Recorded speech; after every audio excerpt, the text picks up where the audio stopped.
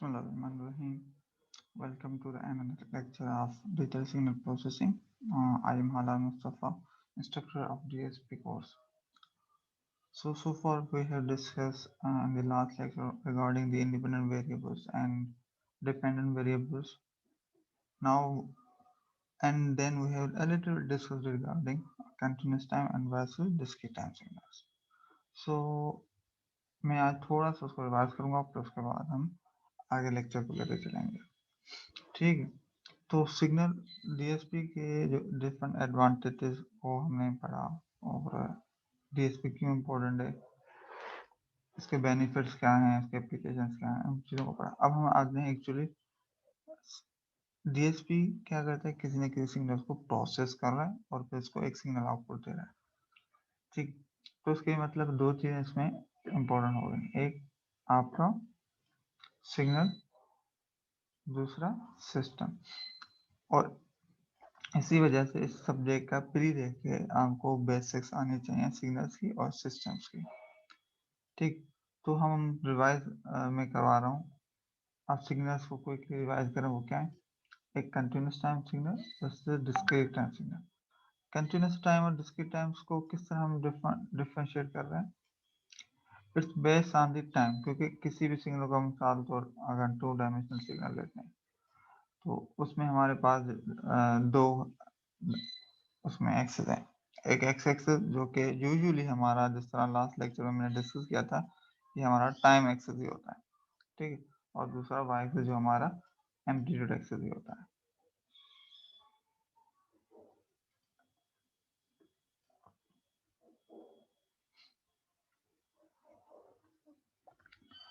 तो अब इसमें जो टाइम है, तो टाइम के दो तरीके हो सकते हैं. या तो टाइम आपका कंटिन्यूस टाइम हो जो कि नेचुरली टाइम, दूसरा डिस्क्रीट टाइम. डिस्क्रीट टाइम का मतलब ये जो होता है कि टाइम को हम सैंपल करते हैं, जिस तरह डिफरेंट सैम्पलिंग. ठीक, तो इस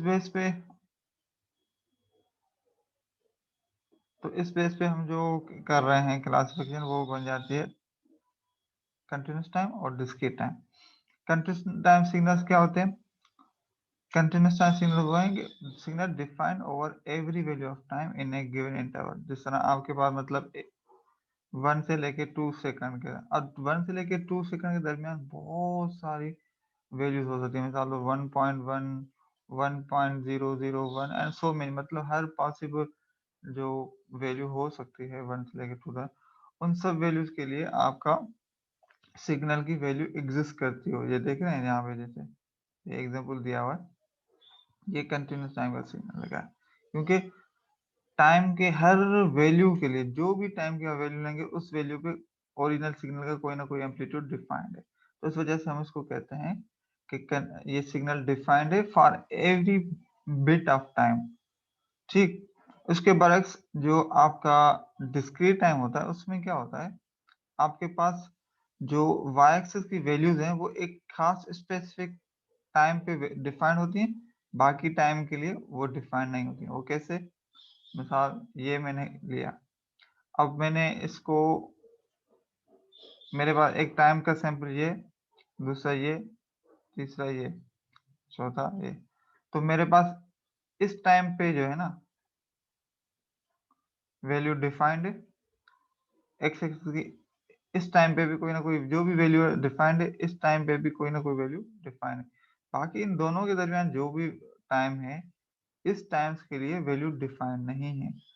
ठीक है, तो इस तरीके से हम कहेंगे कि जो स्पेसिफिक, मतलब आपके पास टाइम के किसी एक इंस्टेंट पे उसकी वैल्यू एग्जिस्ट करती है, बाकी दूसरे इंस्टेंट पे उसकी वैल्यू एग्जिस्ट नहीं करती. यहाँ तक बात क्लियर है. और ये चीजें जो एसएनएस की हैं, उसमें भी हमने ये चीजें काफी डिटेल में कवर की हैं. अच्छा, ये पढ़ क्यों रहे हैं, ये इसलिए क्योंकि हमारा जो मेजर कंसर्न है यहाँ पर वो है डिजिटल सिग्नल प्रोसेसिंग. तो पहले हमें पता होना चाहिए कि डिजिटल सिग्नल है क्या चीज. बात क्लियर है जी आरिफ, आपको समझ में आई कि बात. अस्सलाम वालेकुम. वालेकुम अस्सलाम. ये जी बात सर, बिल्कुल. क्लियर हो गई है, अभी कंफ्यूजन है इसमें. सर थोड़ी सी हल्की सी कंफ्यूजन है। अच्छा, कौन से स्टेप में जो पूछ? अभी आप ग्राफ में बता रहे थे ना, जी जी पॉइंट्स के बीच में, जी जी जो थर्ड वाला स्टेप था ना, जी जी। थर्ड वाली लाइन और फोर्थ के बीच में जो आप कह रहे थे ये खाली है। बैक साइड वाली स्लाइड में इस पे। सर मैं तो अभी स्टार्ट हुआ हूँ। हाँ जी, मैंने लेक्चर अभी स्टार्ट किया है, 2-3 मिनट अच्छा। में। हाँ हाँ, ये लास्ट सही। प्रीवियस लेक्चर में मैंने डीएसपी के हवाले से डिस्कस किया था पूरा। ठीक है, और उसमें अच्छा। सारी चीजें अभी आज के लेक्चर में हमें जो है ना उसी को ही कंटिन्यू कर वैसे रहा हूँ, मगर अभी हम रिवीजन ही कर रहे हैं, मतलब एसएनएस वाली चीजें जो है ना बेसिक वही रिवीजन ही हो रहा है, क्योंकि डिस्क्रीट कंटिन्यूअस टाइम वगैरह हम सारी चीजें वहाँ पे कवर कर चुके हैं। सर ये तो ऐसा लैब जो के हवाले से है ना? नहीं नहीं, अभी लैब। तो लेक डीएसपी का क्लास लैब का हम डिस्कस बाद में करेंगे। अच्छा, ये डीएसपी का क्लास चल रहा है। जी जी। अच्छा सही है सर। ठीक है, तो अच्छा, जी सर। अब इसमें अब इसको एक दूसरा एग्जांपल अगर मैं आपको दूं तो कुछ इस तरीके से, जैसे फॉर सपोज आप कहीं पे कैमरा होती है ना, कैमरा, हम जी सर। किसी कैमरा को ओपन करके 5-10 मिनट के लिए छोड़ दें, तो वो कैमरा क्या करेगी, आपके हर टाइम की वैल्यू पे तस्वीरें लेते रहते हैं। एक्चुअली में कैमरा करते क्या है, वो कंटिन्यूस टाइम जो कंटिन्यूसली तस्वीरें लेके स्टोर करते रहते हैं, ऐसे ही होता है ना। तो जी सर। वो आपके पास एज ए मूवी के तौर पे स्टोर हो जाती है।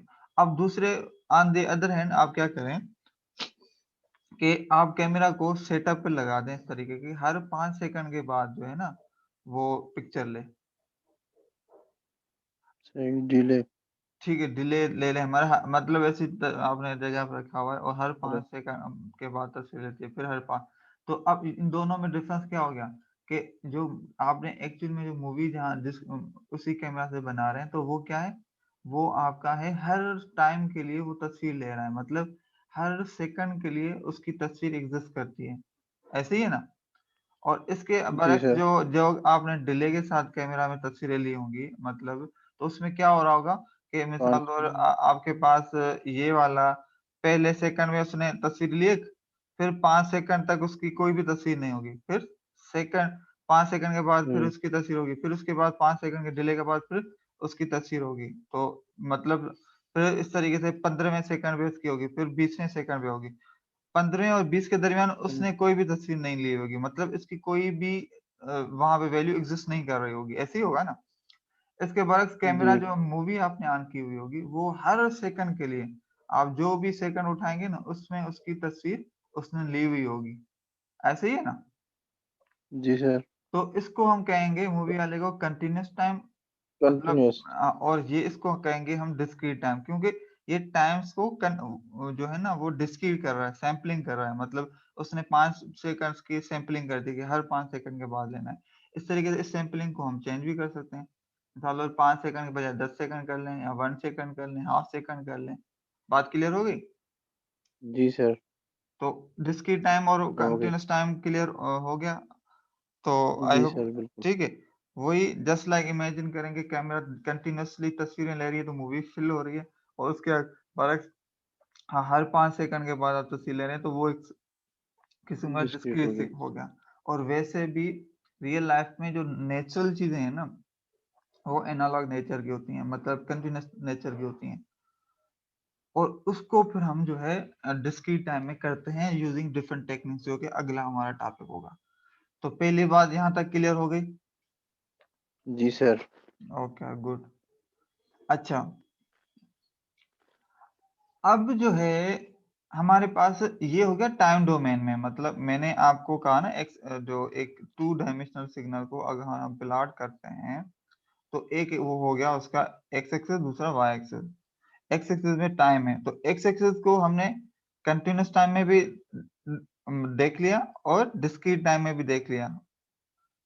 अब वाई एक्सिस में भी दोनों कंडीशन एग्जिस्ट करती हैं, मतलब इसमें भी वाई एक्सिस भी कंटिन्यूस भी हो सकता है और डिस्क्रीट भी हो सकता है। बात क्लियर हुई? जी सर। अच्छा, वाई एक्सिस कंटिन्यूस और डिस्क्रीट कैसे हो सकता है, कोई एग्जांपल आपके जहन में आ रहा है ऐसा कोई?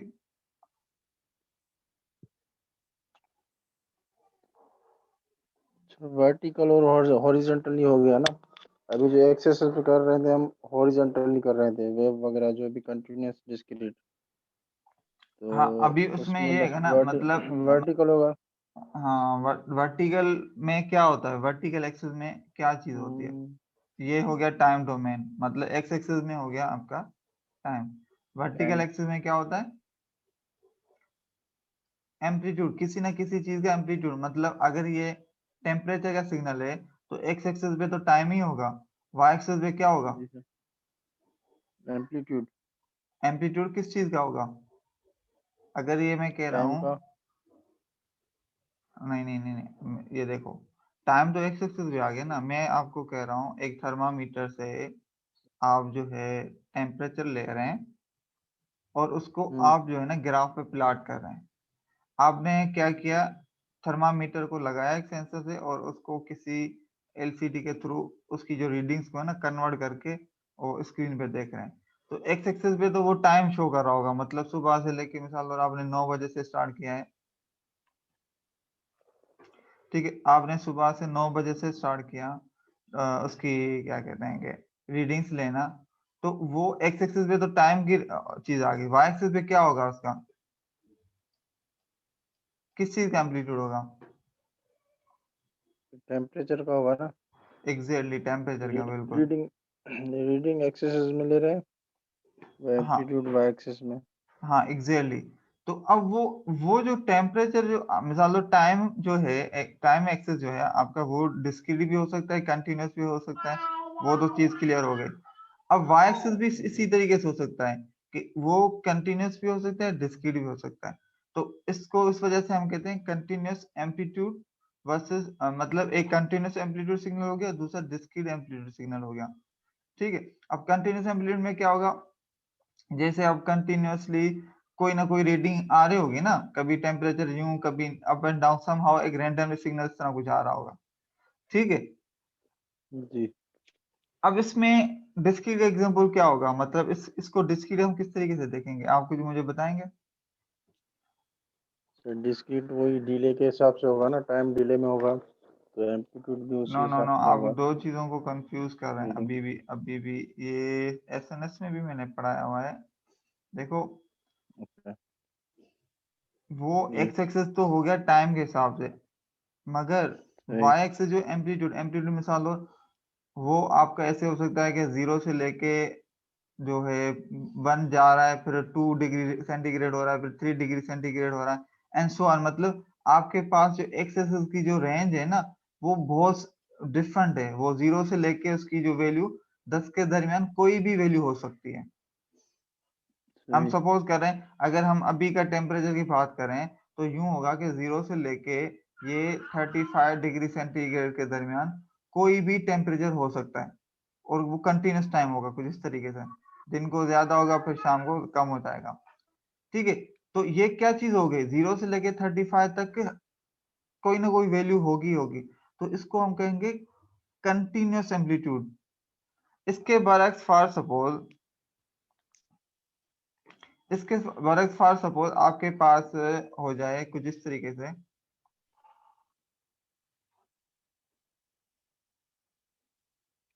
ये हो गया 5 डिग्री सेंटीग्रेड, ये 10 डिग्री सेंटीग्रेड, ये 15, ये 20। सपोज कर रहे हैं भाई आपने टेम्परेचर लिया अ, सुबह वाला, तो इस आपने देखा ये जो भी वैल्यू आ रही है वो 5 के कैटेगरी में लाया कर रही है, फिर थोड़ा और आगे गए तो ये आपकी वैल्यू आई वो 10 के। अब यहाँ पे क्या किया है आपने, आपने एक फिक्स वैल्यू डिफाइन कर दी है कि 5 10 15 20, मतलब आपकी जो भी वैल्यू आप टेम्परेचर की लेंगे वो इन्हीं की रेंज में होगा। आपने कहा कि भाई जीरो से अब वो हो 5 से कम हो तो उसको आप कंसीडर करेंगे 5 डिग्री सेंटीग्रेड, सही। ठीक है। सर, इसमें से अगर रीडिंग्स में 5 से कम आ रही है या 5 और 10 के बीच में आ रही है, तो तो हाँ वो किस 5 और में 10 काउंट के होगी? वो 10 की कैटेगरी में लाया करेगी, और इस तरीके 10 और 15 10। की रेंज वाली जो है 15 की कैटेगरी में, और इस तरीके से 15 से 20 वाली के। इसमें आपने क्या कर दिया, जो एक रेंज हो सकती थी जीरो से लेके मिसाल दो 20 डिग्री सेंटीग्रेड, कोई भी वैल्यू हो सकती थी, मतलब जीरो के और 20 के दरमियान इनफाइनाइट वैल्यूज हो सकती थी। अब उसको आपने 4 पॉइंट्स में डिवाइड कर दिया है, मतलब आपने जो भी है ना 5, 10, 15 और 20 में डिवाइड कर दिया। बात क्लियर होगी? तो सही। ये जो 0 जी से सर, लेके 20 तक जो है ये कंटिन्यूस टाइम एम्पलीट्यूड हो गया, कंटिन्यूस हो और गया। कंटिन्यूस सॉरी टाइम नहीं, कंटिन्यूस एम्पलीट्यूड हो गया, और ये एम्पलीट्यूड आपका डिस्क्रीट एम्पलीट्यूड हो गया, क्योंकि आपने वैल्यूज को डिस्क्रीट कर दिया है, डिफाइन कर दें। डिफाइन कर दिया एक स्पेसिफिक पॉइंट पे। अच्छा मार्स सही सर। आपने रेज हैंड किया, बताइए आप कुछ कहना चाह रहे थे, आपकी आवाज माइक कनेक्ट नहीं है, पहले चेक कर लें।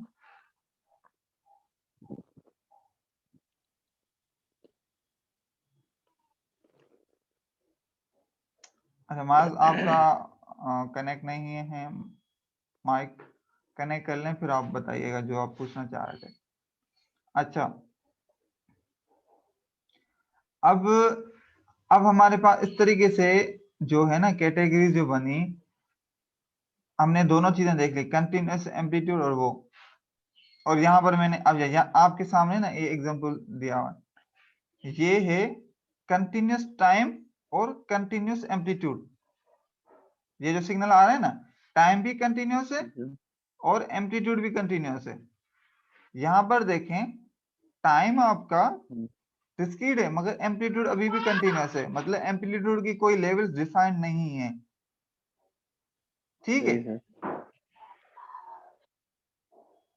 अब यहां पे आ जाएं, अब ये जो है हमारा टाइम कंटिन्यूस है मगर एम्पलीट्यूड डिस्क्रीट है। क्यों? आप अगर नोट करें तो ये एम्पलीट्यूड जो है ना फिक्स है लेवल, मतलब एक लेवल ये है, एक लेवल ये है, एक लेवल ये है, 4-5 लेवल फिक्स हैं। बात समझ में आ रही है? जी सर। और ये जो है आपका टाइम भी डिस्क्रीट है और एम्पलीट्यूड भी डिस्क्रीट है, तो इसको हम कहेंगे डिजिटल सिग्नल। सही। ये पूरा समरी जो है ना अब आपके सामने आ गए। जी माज आपका आवाज नहीं आ रहा।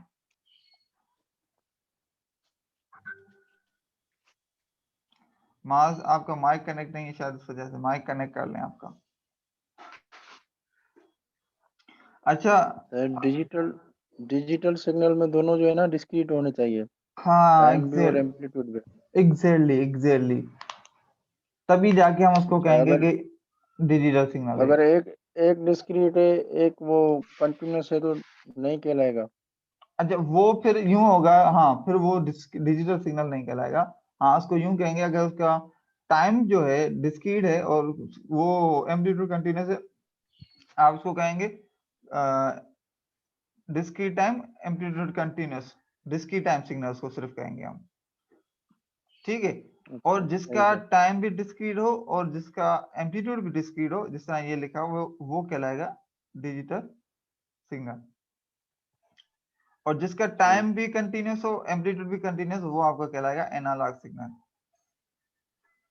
बात क्लियर हो गई? जी सर। अच्छा अब हम पढ़ रहे हैं DSP, digital signal processing. It means कि हमारा जो सिग्नल होने चाहिए वो इस कैटेगरी के होने चाहिए जिसका जो आपके पास टाइम भी डिस्क्रीट में हो, मतलब हॉरिजॉन्टल टाइम में एम्पलीट्यूड भी डिस्क्रीट डिस्क्रीट में हो और वर्टिकल एक्सिस भी डिस्क्रीट में हो, ठीक है। मगर यहाँ पे प्रॉब्लम है कि ये क्या है, मिसाल दो, analogue signals are fundamentally significant because we must interface with real world which is analogue by nature. अब इश्यू ये है कि हमारे पास जो रियल वर्ल्ड या रियल टाइम के जो सेंसर से हम डेटा लेते हैं वो मोस्टली मतलब जो बाय नेचर जो ना एनालॉग होता है। मैंने जिस तरह आपको टेम्परेचर के ना मैंने एसएनएस से लेके अभी तक बहुत एग्जांपल दे रहा होता हूँ। अब कोई भी चीज उठा लें, मिसाल तौर आप किसी का जो ईसीजी करते हैं उस पे सेंसस लगाते हैं, तो वहां से भी जो उसका सिग्नल के जो आ रहा था वो भी एनालॉग है। आप दुनिया में मिसाल तौर कोई भी चीज और उठा लें, टेम्परेचर के अलावा भी बहुत सारे सेंसर जो इंटरफेस हम कर रहे होते हैं, आरपीएम सेंसर, इस तरह की बहुत सारी चीजें बाय नेचर वो ऑलरेडी ही एनालॉग होती हैं, मतलब इस तरीके की होती हैं उसमें, क्योंकि टाइम को हम रियल लाइफ के टाइम को तो हम सैंपल नहीं कर सकते ना कि हाँ 5 सेकंड है एग्जिस्ट कर रहा है उसके बाद मतलब 1 सेकंड एग्जिस्ट कर रहा है, फिर 2-3 सेकंड के लिए सब कुछ खत्म हो जाए, फिर अगले सेकंड के लिए वो फ्लैशिंग टाइप का काम तो नहीं है ना लाइफ। लाइफ तो कंटिन्यूअस टाइम चल रहा है ना। इसी तरीके से जो वैल्यूज सर हमें मिल रही थी वो भी कंटिन्यूअस टाइम होती हैं। जी। 1 मिनट, वो मास भाई की कॉल्स आ रही है, उसने 2 मैसेजेस भी छोड़े हैं अभी मीटिंग में कि आपकी आवाज़ नहीं आ रही उसके पास। आई गेस तो उसका अभी माइक ही वो कनेक्टेड शो नहीं हो रहा। उनको कहें कि माइक को ना अपना सेट कर लें। उस वजह से शायद उसका ना इश्यू आ रहा होगा। तो ये सर कॉल कर रहा है बार-बार बीच में। उनको बता दें माइक का इश्यू है। ठीक है सर, 1 मिनट। माइक कनेक्टेड नहीं है ना उसका।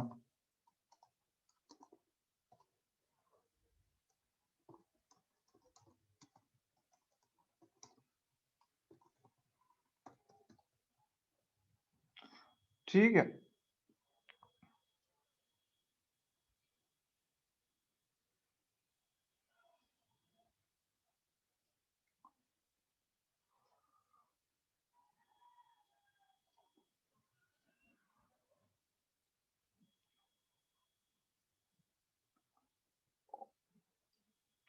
ओके, तो मैं इस लेक्चर को भी आगे लेके चल रहा हूँ।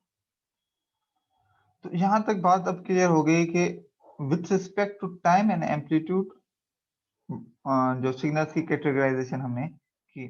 अच्छा, रियल लाइफ में सिग्नल्स ऐसे होते हैं, और फॉर डिजिटल सिग्नल प्रोसेसिंग हमें सिग्नल्स जो चाहिए वो कुछ इस तरह के चाहिए। तो अब इन चीजों को, रियल लाइफ के सिग्नल्स को प्रोसेस इस डोमेन में कैसे करेंगे, इसके लिए हमारे पास होते हैं एडीसी और डीएसी।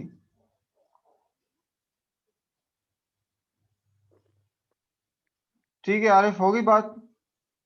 जी सर, हो गई। Okay good. अच्छा, जो मैं डिस्कस कर रहा था कि भाई रियल लाइफ के हमारे जो सिग्नल होते हैं वो एनालॉग के होते हैं, और हमें डीएसपी में हमारे पास सिग्नल चाहिए होते हैं, वो चाहिए डिस्क्रीट टाइम और डिस्क्रीट वैल्यू में। तो ऐसे इनको हम कैसे मतलब चीजों को करेंगे, तो उसके लिए होते हैं हमारे पास एडीसी। हम क्या करते हैं, रियल लाइफ के सिग्नल्स को पहले एनालॉग जो होते हैं उनको analogue to digital converter, analogue to digital converter ऐसे कन्वर्टर्स होते हैं जो कि एनालॉग सिग्नल को डिजिटल में कन्वर्ट कर लेते हैं। मतलब उसमें जो इंफॉर्मेशन होती है ना वो वही ओरिजिनली होती है, और मगर वो एनालॉग से डिजिटल की नेचर में जो सिग्नल जो है कन्वर्ट हो जाता है। तो कोई एग्जांपल हाँ एनालॉग एग्जाम्पल डिजिटल कन्वर्ट? बिल्कुल बहुत सारे हैं, बहुत सारे एग्जांपल। सबसे सिंपल और कॉमन एग्जांपल हमारा जो मोबाइल पे जो हम बात कर रहे होते हैं, तो मोबाइल में हमारा देखो साउंड जो है ना, अगेन साउंड को भी अगर सेंसर से आप वो करेंगे ना, वैल्यूज हम लेंगे, जो भी माइक हमारा जो होता है, वो माइक हमारा जो साउंड के प्रेशर्स के ऊपर जो प्रेशर पड़ता है उसके ऊपर, उसके बेस पे वो माइक कन्वर्ट कर लेता है आवाज। वो एनालॉग होता है बाय नेचर। सर मास भाई कह रहा है मेरी आवाज आ रही है मास को, आपकी नहीं आ रही। उसको कहीं दोबारा कनेक्ट करे, डिस्कनेक्ट करके। आई डोंट नो क्यों इश्यू आ रहा है। उसको कहीं लेफ्ट करे अच्छा पहले, और उसको दोबारा कनेक्ट करे उसी से।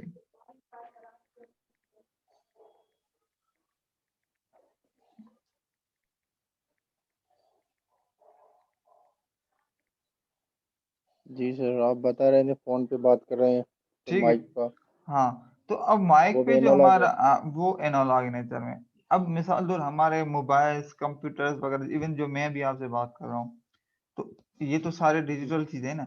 तो इसमें क्या होता है, आपका जो एनालॉग का सिग्नल है वो एडीसी के थ्रू डिजिटल में कन्वर्ट करता है, और उसके ऊपर प्रोसेसिंग करता है। फिर उसके बाद जो है उस पे आपका जो ठीक है, आपके पास दोबारा जो भी प्रोसेसिंग करनी होती है उसके बाद प्रोसेसिंग करके आपको रिटर्न करता है। अब देखो हमारा कंप्यूटर जो डिजिटल फॉर्म में होता है, इसको स्टोरेज डिजिटल में जी करता है, मगर हम जब स्पीकर चलाते हैं तो वो क्या होता है, फिर डिजिटल दोबारा एनालॉग में कन्वर्ट होता है। ठीक है, सर। तो इसको हम कहते हैं जी सर। ADC DAC. ये मोस्ट कॉमन मतलब यूज होते हैं।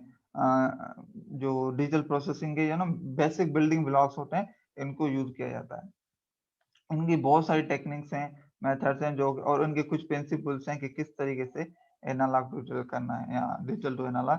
उनके कुछ थ्योरम्स भी हैं, उनको मद्देनजर रखते हुए करना है। अच्छा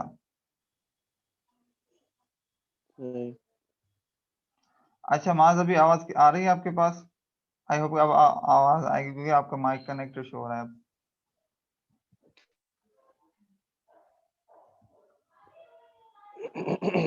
अच्छा, मास की अभी भी मुझे आवाज नहीं आ रही, आई डोंट नो कि क्या इश्यू आ रहा है। ठीक है, आई होप अच्छा, कि आपको आवाज जी आ रही सर, होगी। जी सर, मुझे आ रही है। और अच्छा ठीक है, मास माउस को भी आवाज आ रही है, ठीक माउस है। को क्या रही है? ठीक है, यस गुड। सर। अच्छा, तो यहाँ तक बात क्लियर होगी? जी सर, बिल्कुल हो गई ओके, सर। गुड। इसका तो यही मकसद है ना, जैसे कंप्यूटर डिजिटल है, लाउड स्पीकर वगैरह हम चलाते हैं, उसमें एनालॉग देते हैं हमें।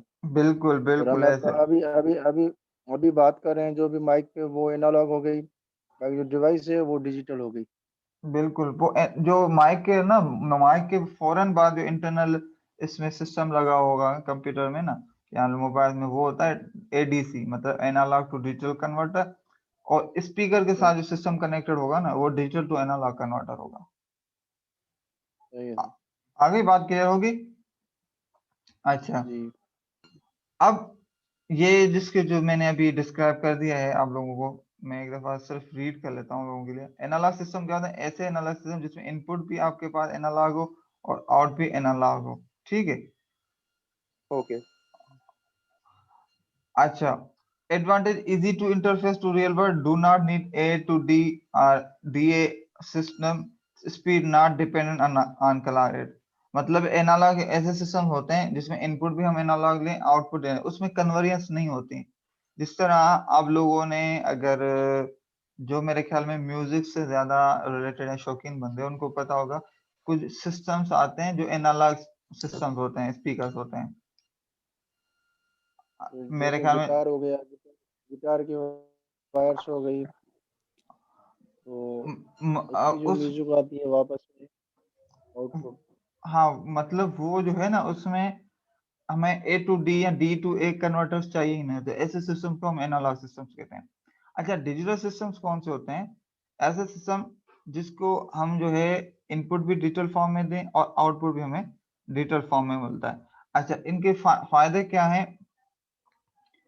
इसका मैं एक सिंपल आप लोगों को सिर्फ आइडिया समझाने के लिए देता हूँ। एनालॉग और अब क्योंकि ये दोनों कुछ ऐसे सिस्टम्स होते हैं, हम दोनों काम करवा सकते हैं। फिल्टर्स आप लोगों ने पढ़े हुए हैं, लो पास, हाई पास, बैंड पास पढ़े हुए हैं ना?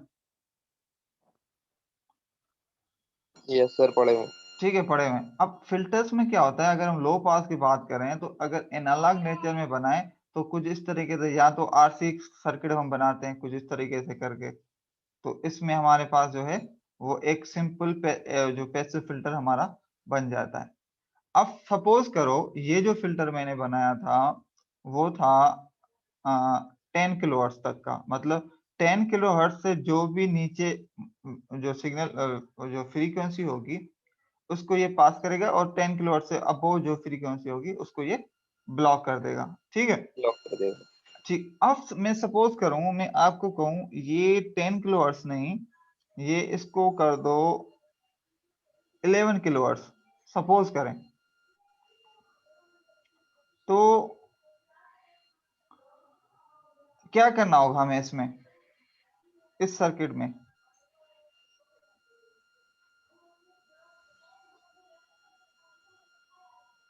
आरएफ सर सा जी, कैपेसिटर को चेंज करना पड़ेगा, जो एग्जैक्टली, फ्रीक्वेंसी की मतलब वैल्यू बढ़ा रहे थे। ठीक है, बिल्कुल। हमें क्या करना होगा, इसमें किसी ना किसी एक की वैल्यू चेंज करनी होगी। ठीक है।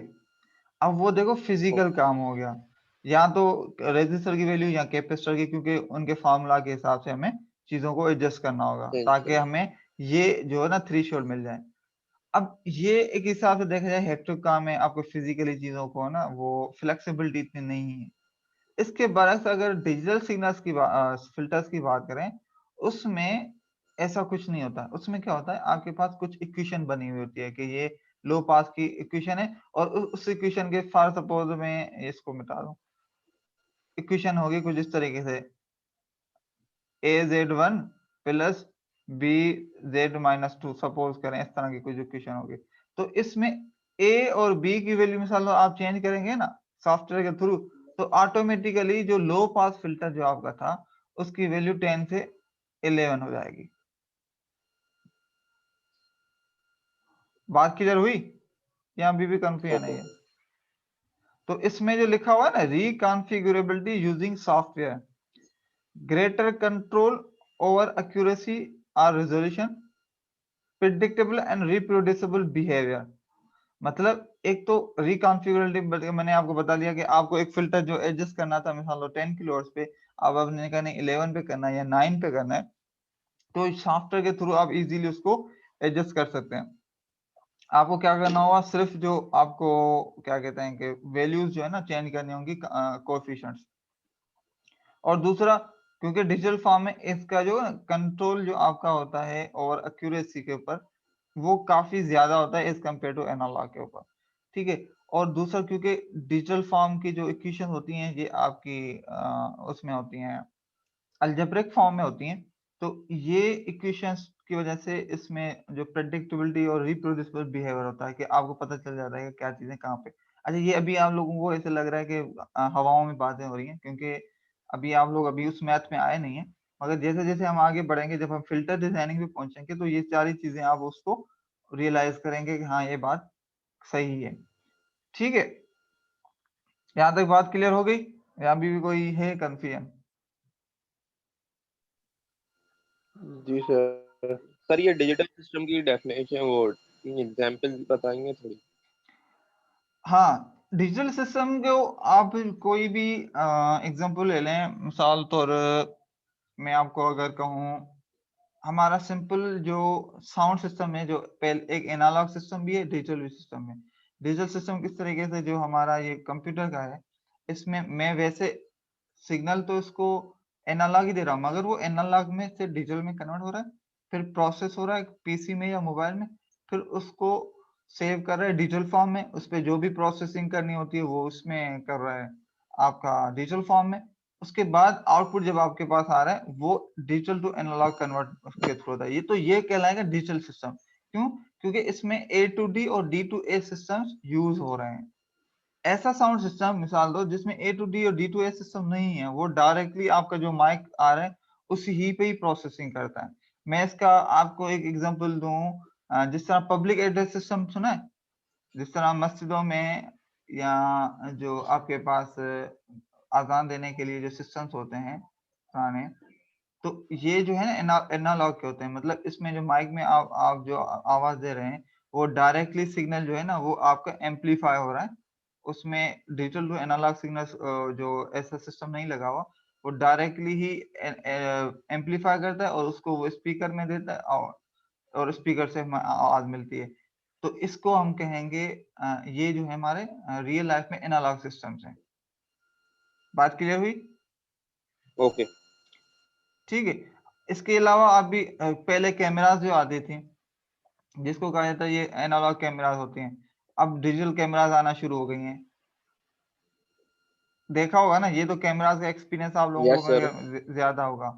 तो ये सारी चीजें क्या है, क्योंकि अब चीजें तकरीबन जो डिजिटल सिस्टम्स की जो फ्लेक्सिबिलिटी और जो उसमें बेनिफिट्स है ना वो ज्यादा हैं।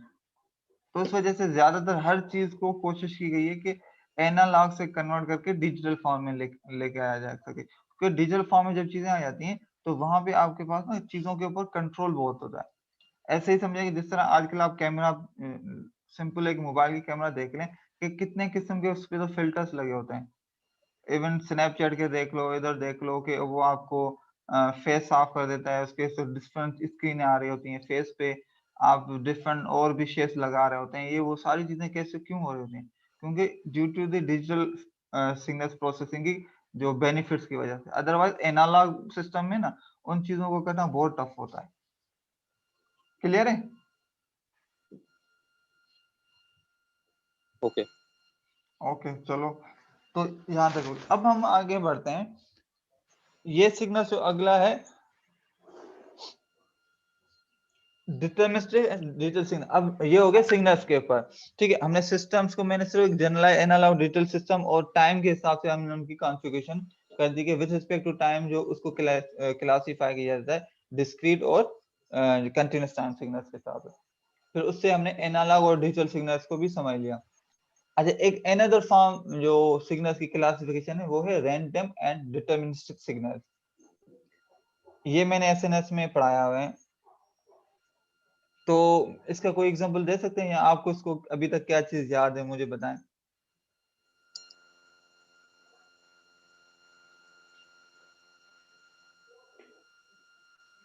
जी माज, आवाज आ रही है? यस सर, आवाज आ रही है। जी, तो आपको कुछ याद है इस हवाले से, डिटरमिनिस्टिक और रैंडम सिग्नल्स? सर डिटर्मिनिस्टिक में तो जो कैलकुलेटेड वैल्यू आती थी, कैलकुलेशन के थ्रू होता था ना, ऐसी था। कैलकुलेशंस के थ्रू आता था, यस सर, जो मतलब हमारे फॉर्मूलाज जो मैथमेटिकल लॉस लग रहे होते हैं उसके थ्रू जो सिग्नल हमारे पास ड्राइव होके आ रहा होता है आइडियल कंडीशन में। ठीक है। मतलब किसी तक, मतलब मैं 100% तो सही नहीं कह रहा हूँ। हाँ, इसमें ये जरूर है कि मैथमेटिकल लॉस लगते हैं क्योंकि डिटरमिनिस्टिक है, ये सही है।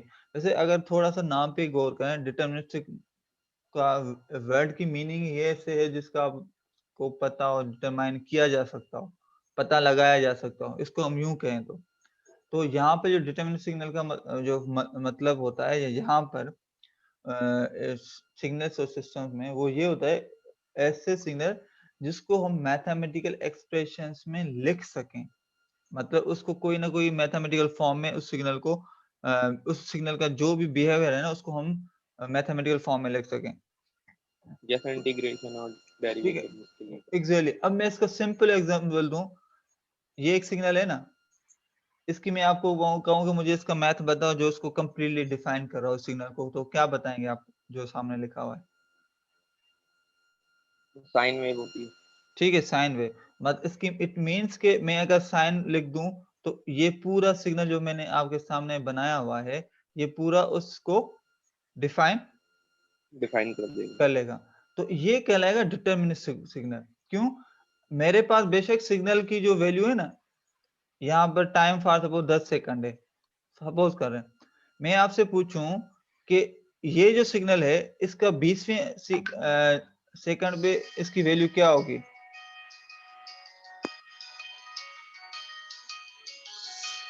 Just 1 second. अच्छा हाँ, तो अभी हम थे डिटरमिनिस्टिक सिग्नल पे और जो रैंडम सिग्नल पे। सो डिटरमिनिस्टिक सिग्नल में वो सिग्नल जो मैंने आपको मिसाल कहा था कि एक हम ले रहे हैं साइन। अब साइन के पास वो 10 सेकंड पे हमें वैल्यू पता है। मैथमेटिकल फॉर्म में जब ये हम इस सिग्नल को डिफाइन करते हैं तो हम किसी भी टाइम पे इस सिग्नल की वैल्यू क्या होगी हम मालूम कर सकते हैं। मैं अगर आपको कहूँ फॉर सपोज 50 सेकंड पे इसकी मुझे वैल्यू बताओ क्या होगी, तो आप इजीली बता सकते हैं यूजिंग दी मैथमेटिक्स। मतलब आप साइन 50 करेंगे तो इसकी कोई ना कोई वैल्यू आ जाएगी। बात क्लियर हो गई? जी सर। Yes sir. ठीक है। तो इट मींस कि जब आप एक सिग्नल को मैथमेटिकल फॉर्म में लेके आ जाते हैं तो उसको आप प्रेजेंट पास वैल्यू सारे जो है ना प्रिसाइजली डिफाइन कर सकते हैं, मतलब मालूम कर सकते हैं। ठीक, तो यही चीज डिटरमिनेशन। इसके अलावा इसके बरक्स जो आपके पास रैंडम सिग्नल होता है, ऐसा सिग्नल जिसको हम किसी भी एक स्पेसिफिक जो मैथ्स या यूनिक फॉर्मूले से डिफाइन नहीं कर सकते हैं, जिसका कोई एक ना, जिस तरीके से फॉर सपोज मैं आपको जो एक रैंडम इस तरह कोई सिग्नल दे दूं, अब इसको मैं आपको कहूँ कि मैथमेटिकल फॉर्म में आप इसको इसकी कोई एक यूनिक इक्वेशन बताओ कि ऐसी इक्वेशन हो जो इसकी प्रेजेंट पास्ट या फ्यूचर जो भी जो वैल्यूज इसकी हों उसको हम इक्वेशन से पता कर सकते हो।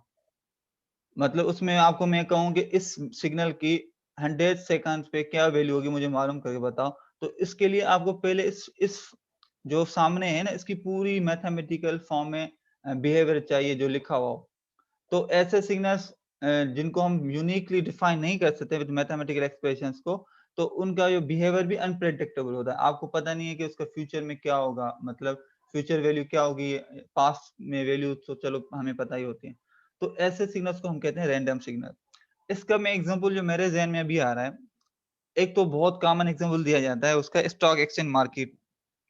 स्टॉक एक्सचेंज मार्केट पे जो ग्राफ्स बन रहे होते हैं ना, कि अप एंड डाउन हो रहा होता है सारा कुछ। अच्छा जैन हमारे साथ नहीं है, कि यहाँ पे जैन कॉल कर रहा है? ठीक है, मैं ठीक, अच्छा छोड़ो, जैन को बता दीजिएगा कि क्लास ज्वाइन कर ले। मेरी बात समझ में आ रही है? तो एक स्टॉक एक्सचेंज मार्केट का मिसाल दो, जो ग्राफ जा रहा होता है, ये भी एक रैंडम है। आपको पता नहीं है कि मिसाल तो अगले घंटे में अगले जो शेयर की प्राइस जो है ना अप एंड होगी या डाउन होगी, कि कोई एक स्पेसिफिक कोई भी मैथ का फॉर्मूला उसके लिए नहीं है। ठीक है, जी सर। इसके अलावा फॉर सपोज मैं, तो ऐसे जो रैंडम सिग्नल्स है ना, इनको फिर प्रोबेबिलिस्टिक मॉडल जो होते हैं ना, उससे डिफाइन किया जाता है।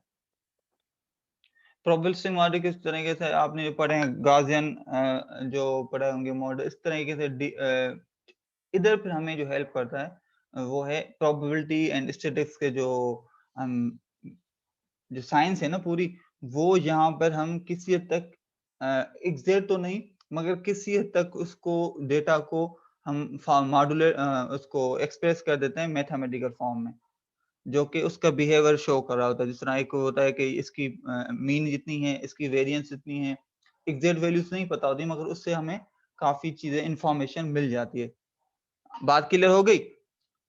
दूसरा एग्जांपल जो मैं आपको बताना चाह रहा था वो ये था कि जिस तरह फॉर सपोज आपके पास में कॉइन होती है, आप कॉइन को जो फिलिप करते हैं, फॉर सपोज मैं आपको कहूंगा 10 दफा कॉइन को फिलिप करें, और हर दफा जो है ना आप उसमें जो हेड या टेल है ना उसको लिखते जाएं।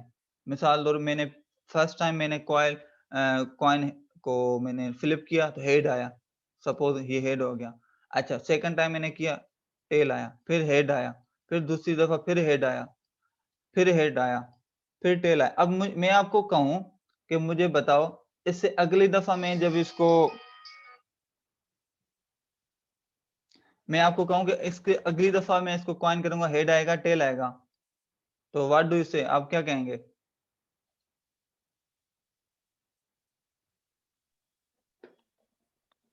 कुछ भी आ सकता है सर। ठीक है, माज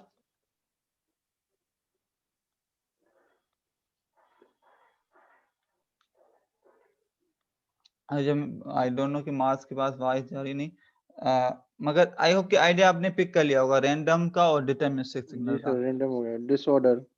ठीक है, अच्छा तो यहाँ पर फिर जी क्या सर। किया जाता है, फिर यहाँ पे ना अक्सर वो हमने ग्रुप थ्योरी वगैरह होता है कि हेड कितनी दफा आया, हेड की फ्रीक्वेंसी क्या थी, टेल की क्या होगी, फिर एवरेज निकाला जाता है, हेड का कितना था, टेल का कितना। इससे फिर हमें एक प्रोबेबिलिटी मिल जाती है कि इस दफा हेड आएगा या टेल आएगा। आई बात समझ में? जी सर। तो वो उसके फिर मॉडल, प्रोबेबिलिटी है। सॉरी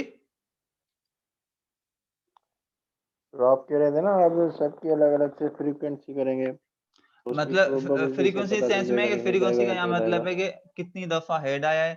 टोटल इवेंट मिसाल दो मैंने 10 दफा कितनी कॉइन नॉलेज को है। टॉस किया, उसमें मिसाल दो 7 दफा हेड आया है और 3 दफा टेल आया है।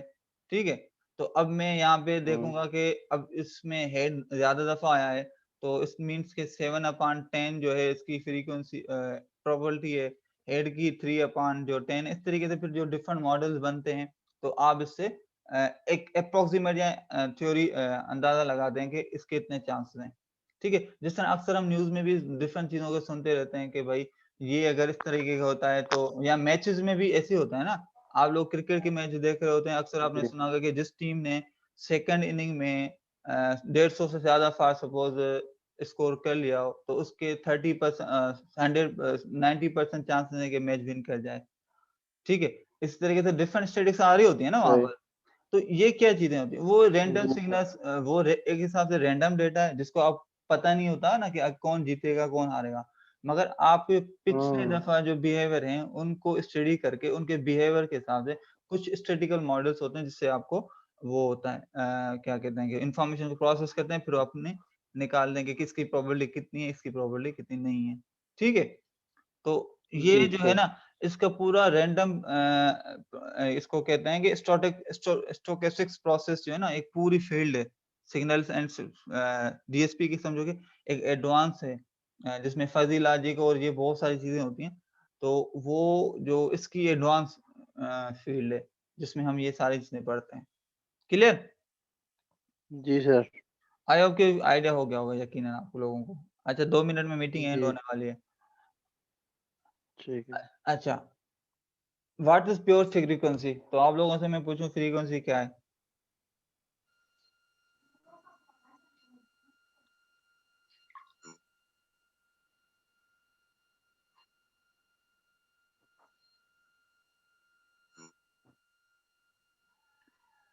हेलो हेलो, जी जी, मैं आप लोगों से पूछ रहा हूँ कि फ्रीक्वेंसी क्या होती है, आप लोग मुझे बताएं। सर, आवाज नहीं आ रही आपकी। अब आवाज आ रही है? जी सर, अभी आ रही है। ओके ओके, मैं ये पूछ रहा था फ्रीक्वेंसी किसको कहते हैं, what is pure frequency? Pure frequency है, सिर्फ फ्रीक्वेंसी सर। फ्रीक्वेंसी मतलब बताएं। फ्रीक्वेंसी सर ऐसी सर। हम्म, जी बताएं बताएं, आप कुछ कह रहे थे माज।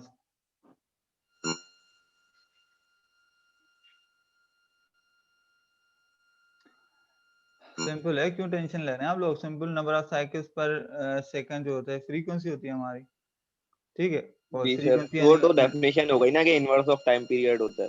इनवर्स ऑफ टाइम पीरियड कह लें, नंबर ऑफ साइकिल्स पर सेकंड मतलब एक सेकंड में यस कितने सर। साइकिल्स रोटेट होते हैं, तो वो फ्रीक्वेंसी होगी। इसका एग्जांपल आप कुछ भी ले लेते हैं, गाड़ी के टायर ही ले लें कि गाड़ी के टायर को आप मिसाल दो वो जमीन से ऊपर करके रोटेट करें, तो मिसाल अगर एक सेकंड में आप इसको 10 दफा रोटेट करवाते हैं तो उसकी फ्रीक्वेंसी 10 है। मगर उसी टायर को आप एक्सीलरेशन थोड़ी बढ़ा देते हैं और उसकी आप जो 100 दफा रोटेट करवा लेते हैं, तो उसकी जो और भी ज्यादा हो जाएगी, क्या कहते हैं, फ्रीक्वेंसी। ठीक है, तो ये सारी चीजें उसमें फ्रीक्वेंसी में आते हैं। अब फ्रीक्वेंसी को आपके सामने एक बेसिक साइनोसाइडल को प्लॉट किया हुआ है, तो फ्रीक्वेंसी और टाइम